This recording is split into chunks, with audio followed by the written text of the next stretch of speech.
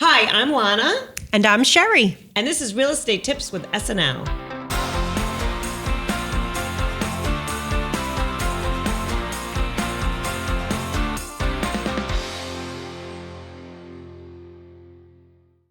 Today, we're going to rehab your real estate. And we have our guest, Lynn Devin. Lynn, would you tell us about yourself? Sure. I'm Lynn Devin. I'm with Cross Country Mortgage, the Devin team. And I've been a lender for a million years. Just like You look really good. Do you like that? Yeah. Yes, thank you. No, I wrote my first mortgage loan in 1986, and have been doing it ever since. And in my fourth year here at Cross Country Mortgage, and I'm delighted because we have everything that anybody could possibly need with respect to a type of loan.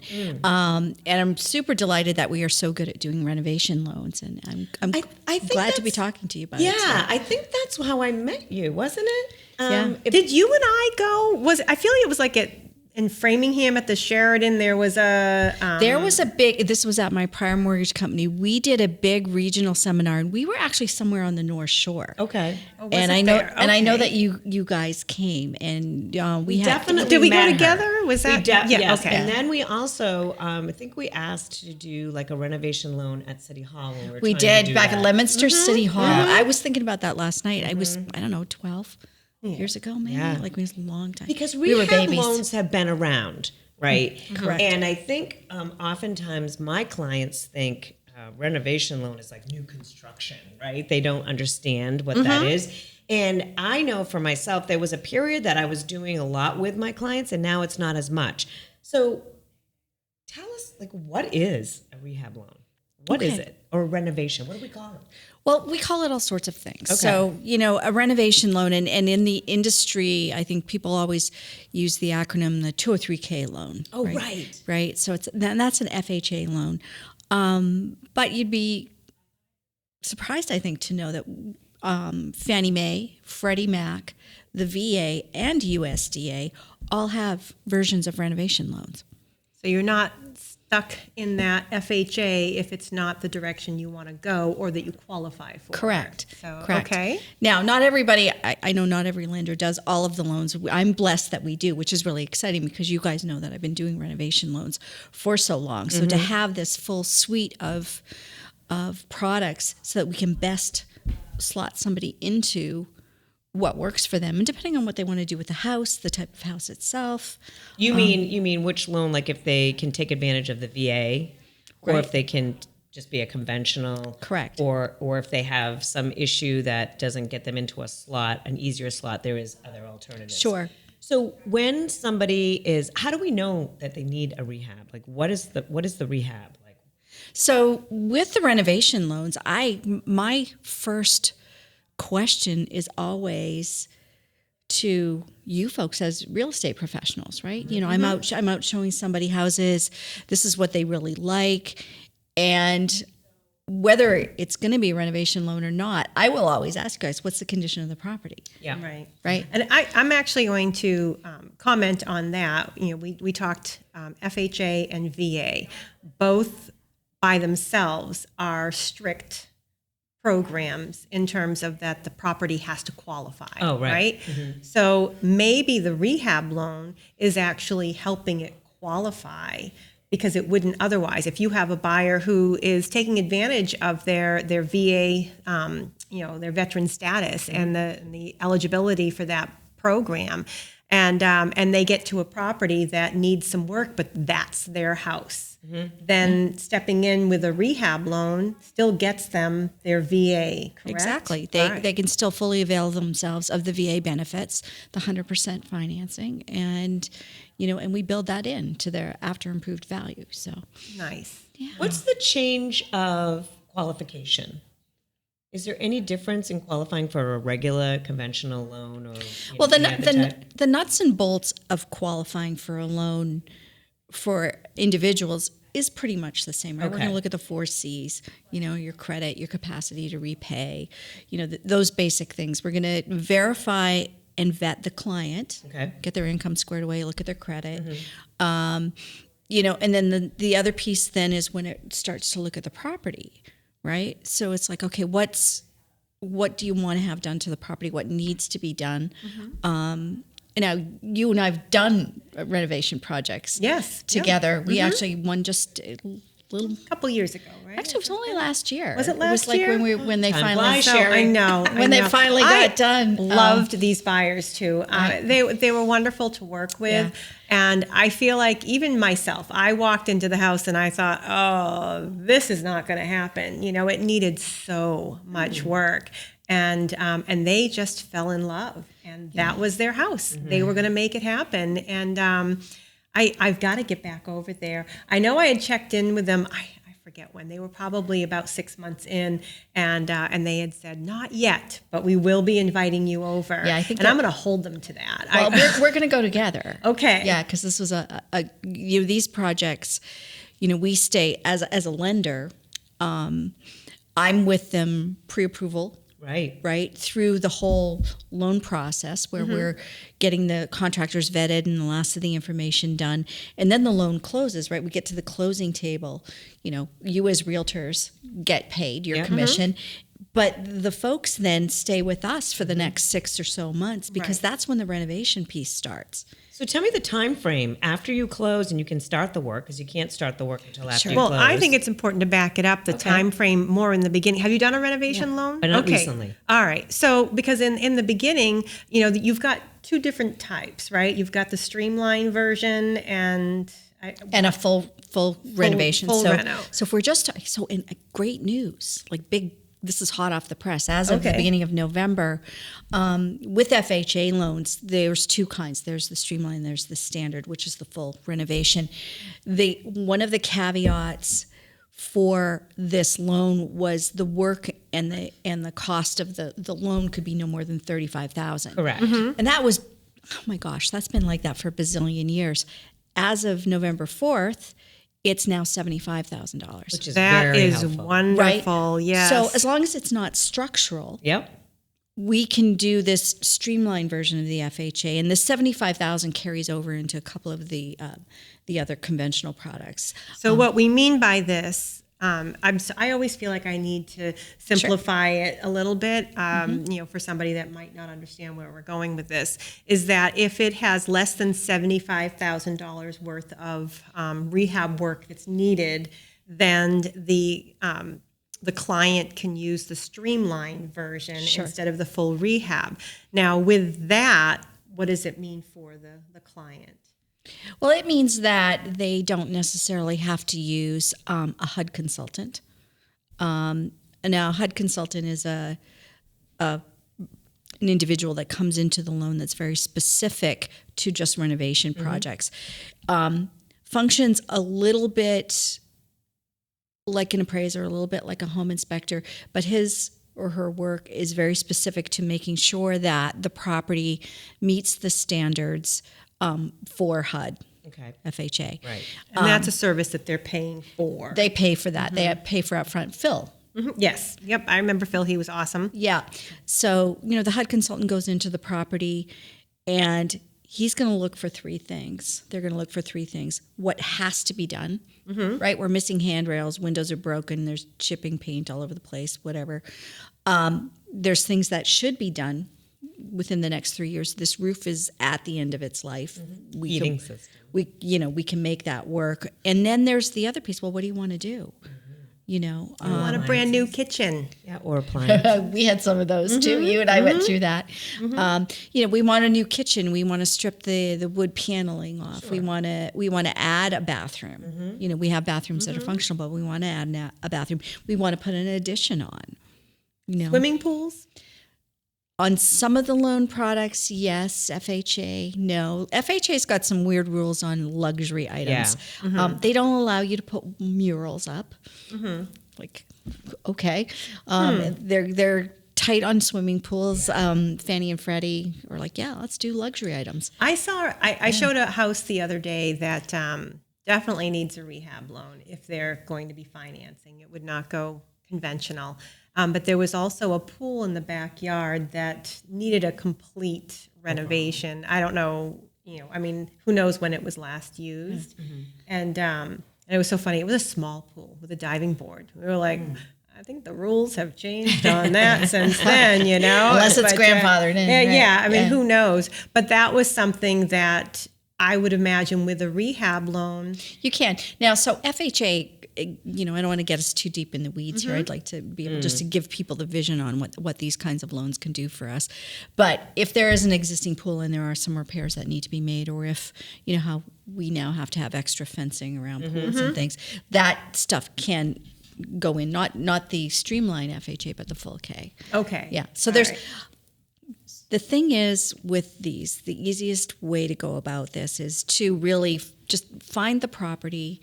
And again, we can pick which one of these loans works best for people, so that we can get in on some of the nuances. So you mentioned that you speak with the real estate agent up front. So when someone's coming and say, I love this house, for whatever reason they love it, you were coming to us because you were asking, what would the value be if they did all X, Y, and Z? Right. Because you're going to loan up to what a value is going to be when the renovation is done. Yeah. So when somebody comes, a consumer comes and says, Lana, I want this house. I love it. Can I get a renovation loan? Looks like I'm going to need like $50,000. If the $50,000 plus the cost that they're buying the house is over the appraised value, they're not getting over. They're getting what the appraised value. Right. And so and I think, somewhere along the line, you and I specifically probably had these discussions. So the conversation goes like this. It's like, okay, Lana, what's this house listed for? Let's pick a number. 400. It's listed for 400. It needs about $50,000 worth of work. Coming out the other end, and we'll vet this, of course, with an appraisal and stuff. Coming out the other end, do you think that's going to appraise? You're either going to say yes, or you're going to go, no, you know what? It's maybe going to be 4 anyway. So it's like, okay, well, we have to go back to the seller and say, listen, this needs $50,000 worth of work. And we're feeling pretty confident that it's only going to appraise for 400 after all of this stuff is done. So you're going to have to drop your price.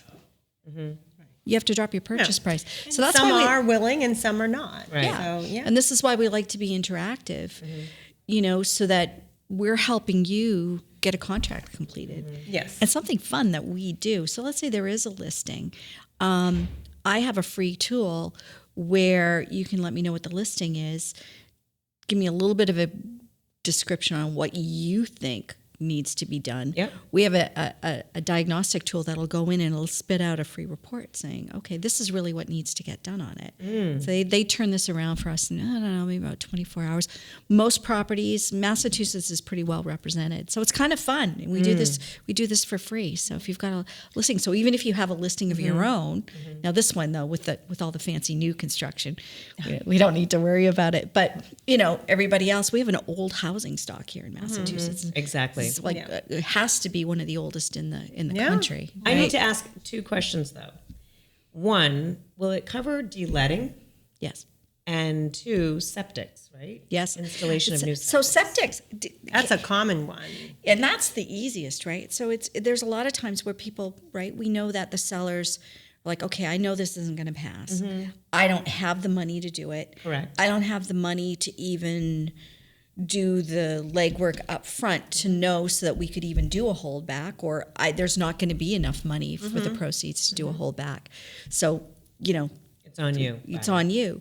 That's the only way that we can close in Massachusetts is with a renovation loan. Yeah. Now, so a couple of things happen with that specifically, right? So we would need to decide if the house is habitable. So we'd get some kind of notice from the municipality saying, yeah, it's a failed system, but it's not an immediate health hazard, so they can live in it. Live in it. And so what if they can't live in it? Well, that's not a problem either, because these renovation loans, we can build in the cost of the mortgage payments so that the people that are buying the new house, whether they're renting or they're still in an old house, don't have to make 2 housing payments. We finance the housing payments in. So we've got that covered too. So I will say that you were asking about the timeline. Yeah. So the timeline, in my opinion, you can correct me otherwise, it's going to be a little bit longer with a rehab loan, because there's a lot on the front of this that needs to be done with getting your quotes and pretty much lining everything up so you know that what you're borrowing is going to cover the cost of the renovation. And I think right now that's probably the biggest challenge, Right. because you've got to find contractors that they can't be related to you, right? You can't do the work yourself, Right. and they've got to be, I'm going to say, diligent with their paperwork to be part of this program. Yeah. Is that fair to say? Yes. So we always allow the home buyer to pick their own contractors, right? We don't recommend contractors, but they have to be vetted. And so our we're blessed where we're at, where we have our own new construction and renovation departments. And that's all they do. So they're in charge of chasing the contractors around. And we love our contractors, but we also know that our contractors are really good at contracting, not so much with the paperwork, right? So they're diligent with getting them vetted. They have to have a track record of building. They have to be able to sustain a little bit of the costs up front themselves, right? So we need somebody reputable, to get all of that done. And to your point about, the timelines have lagged, and especially since COVID, we've seen supply chain disruptions, the cost of goods has gotten more expensive, hence the raise to $75,000. One of the other caveats with all of this is that once the house closes, it used to be that there was 6 months for things to get completed.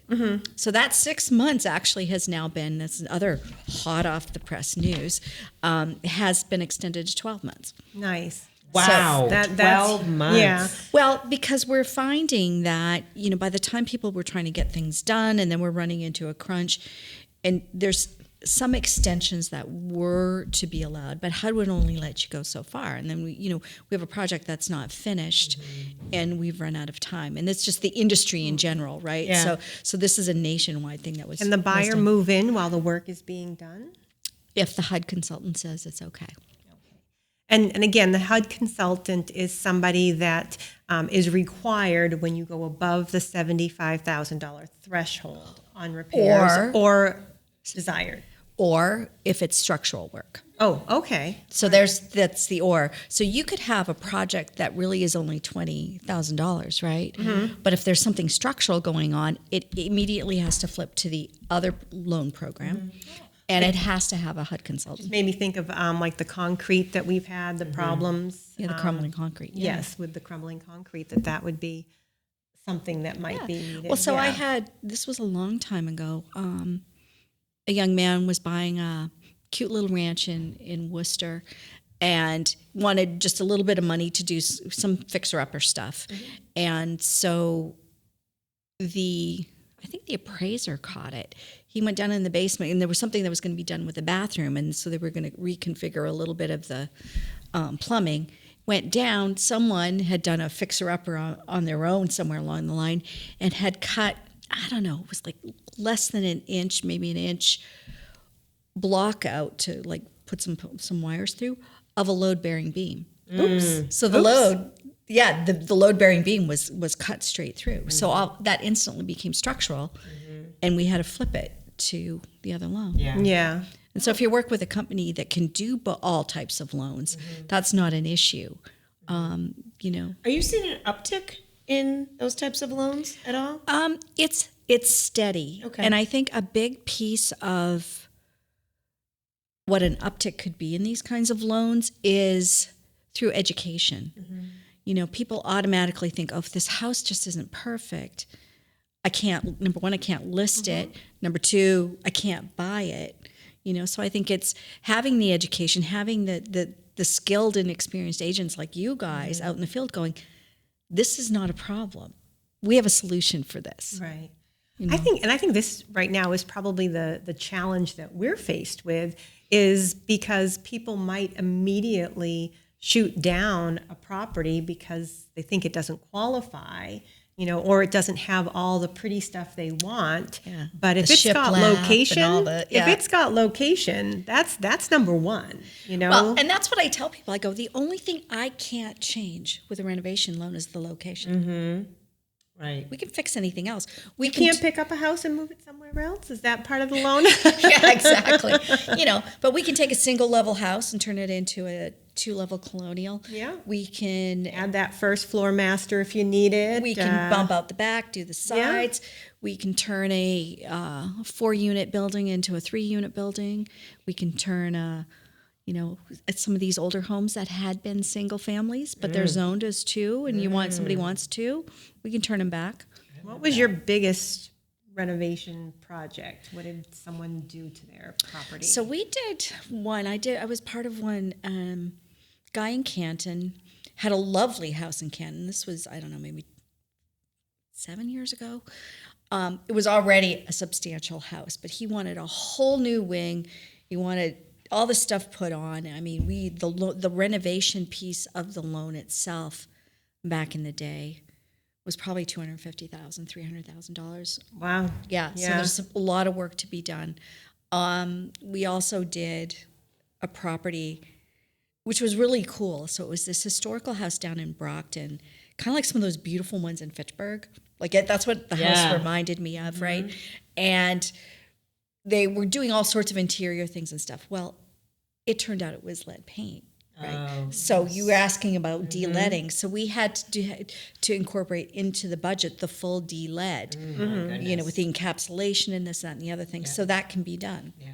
New wells, all the things. Think of some of these old houses. You get the horsehair plaster. Some people might feel like they want to switch that out and changing out the knob and tube wiring. And that's the other thing, because we know that with knob and tube, you can't get financing. We put insurance. That on, because we put that on the insurance company. It's not us. It's like, oh no, we don't have a problem with it, but you can't get insurance. Right. Yeah. Without insurance, you can't get a mortgage. Yeah. Right. Yeah, so there's a bunch of things that aren't, I don't know, I'm just trying to think of things that people may or may not think of when they're thinking a rehab loan. I think it's interesting because I have a lot of clients that I'm just thinking as you're talking, they want to change things up that was already in existence or adding a bathroom that's downstairs because, they need another room or something. Yeah. I think it's really powerful to now have a little bit more conversation with people to say, listen, maybe we should talk to the lender about a renovation because it could be small scale, like 20, 25,000. That's going to save them in the long run instead of going to find a house that is going to cost them more because it's already been done. They can get something that's affordable, do the work, and it's still going to keep them under their budget. Where I think a lot of times when you have all the bling bling and everything done, your price point is up higher, right? Of course, you pay a premium for so what do you guys move-in condition, and nothing like giving more value, right? So doing a renovation on a property, even though you're still going to make the mortgage payment on it, you already instantly give yourself some value for your property. Oh yeah, it's increased, and and what we do with the renovation loans, the cost of those loans. From the point of view of interest rate are a little bit higher than the standard conventional loans.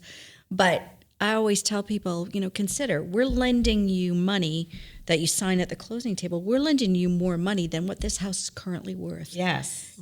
So we're basing it off your future value. Right. And oftentimes, we work again with our skilled agents, you're going to get them a deal and it's going to come out the other end worth more than just what they paid for it and the cost of it. Well, especially because you have the time factor too, and as the market, climbs up, that property could be worth more by the time that the project is complete. Is there a required amount of time that the consumer has to wait before they can refinance to get a better rate? No, I mean, typically it's 6 payments. So people are making payments on these mortgages unless they're just displaced, right? And the mortgage payments are built in. But they're still making them because they're coming out of the escrow. Right? Oh, okay. So it's being funded. We typically say 6 months, or after the 6 months of payments, or once the project's completed. That seems reasonable. I mean, it's got to be a substantial amount to bring it down, anyways. Right. And that's standard in the industry for refinancing. It's one of the things that us as lenders I love what you just said. Now let's just recap that real quickly because I got to take this home with me. Okay. You just gave me this like light bulb. You are loaning on, say that again, you're loaning money to the consumer on a value that's not quite there yet, but giving them the value of what it's going to be when it's done. So when you buy a property and you get the appraisal done on just a basic, so let's say they bought the house without doing the renovation. Right. They're getting a loan for that. Now they got to go dip into their accounts and go do all this work. Right. Or finance it, at extremely high interest rates. of course. People go, well, this rate's a little bit higher than what you'd give me if it was regular loan. I'm like, yeah, but when you blend the interest rate, you're doing $100,000 worth of work. How are you going to finance that? Because it can't be attached to your house through a second mortgage because the value's not there. Right, Number one, and number two, you're dipping into or you're paying, off of like a Lowe's credit card to get work done and this, that. Right. And what that 18, 23, 25%. Right. 30. Right, exactly. Or not even that. Sometimes they're pulling out, they're grabbing something, who knows where. So I love that comment because that's pretty powerful to remind people that you're loaning money in advance of what the value will be. Sure. Right. Has when it's done and the whole project is done and whatnot, and everything's paid off because the bank pays, right? You pay directly to the contractors. Is it disbursements? Yeah. So there's draws. Yeah. And again, just like, most of your new construction is end loans, so it's a little bit different. But I'm sure your contractors, your builder, it's the same way. The property reaches certain milestones in completion. Yeah. There's inspections done. Yeah, and then then they get an additional draw to keep going. So that brings up a really good point for folks, whether it's they're buying a house with a renovation loan or they're doing their own work, right? You talk to all sorts of folks that say, yeah, we're going to stay here another 5 or 8 years. We really want to get this done and, we're going to handle it. If we do it with a refinance, we're the cushion and we're the checks and balances, right? So as the bank, we verify and vet the contractors, right? And we control the flow of monitoring the work getting done and the disbursement of funds. So 2 things with that. The home buyer or the homeowner, if it's a refinance, knows that the work's going to get done and they're not going to have a contractor that's going to takes off or moves on to, because they also have that timeline, right? or gets paid and doesn't show up. Oh, there's Exactly. a lot of that. We've had a lot of that. But it's just also helpful to the contractors because this happens too.